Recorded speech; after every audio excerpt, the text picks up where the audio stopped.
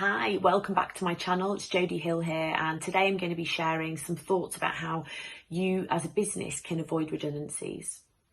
The first thing I think businesses really need to think about is whether or not they can utilise furlough. Obviously, those organisations who've already been using it, this is not something new, but organisations who've taken people off furlough to make them redundant, can they use furlough for a bit longer to help those individuals out? And actually, the answer from a legal perspective is yes, you can.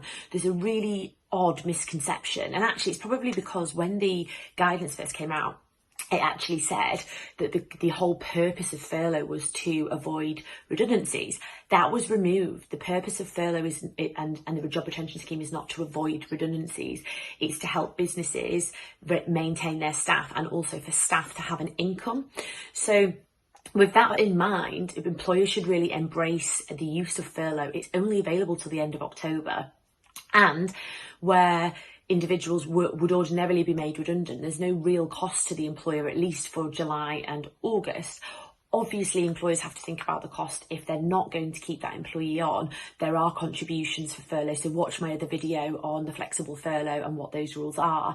But it really is an opportunity to avoid redundancies at this time, because actually what you might find is once you reopen, you actually need those people. So it saves money in recruitment, it saves you having to pay them a redundancy pay, and actually you could keep them on the books so that when you do get busier, you can bring them back.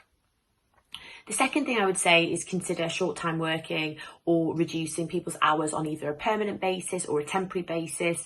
It might be that, and I've seen this with a couple of organisations where they actually would just reduce salaries across the board.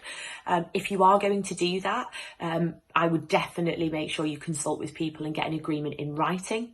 Similarly, if you're going to reduce hours, that might be hours and pay simultaneously. You can do that in order to save people's jobs. So actually, when you consult with them and you say, realistically, we can't afford to keep you all, but we could afford to keep X amount of hours, then actually what that does is it saves most people from being made redundant. So going through that consultation will identify who can afford to take a salary cut, and those who don't want to perhaps then select those for redundancy. So these are all things to think about probably before you even get into the consultation period, so that your mind is open so that you can avoid redundancies.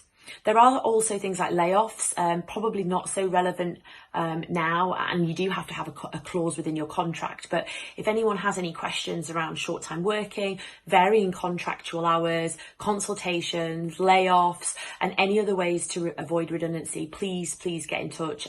We have a free helpline. We want to help as many people as possible to avoid redundancies. Obviously, it's really hard to find a new job right now. So get in touch. The email address is coronavirus@thrivelaw.co.uk. Follow us on socials. And next week, I'm going to do a video about, really just focusing a little bit more on redundancies. And there's a lot of people being made redundant, but what's a fair redundancy? Just because individuals are in a difficult position and employers are in a difficult position doesn't mean you can just forego all the illegal obligations. They're still there.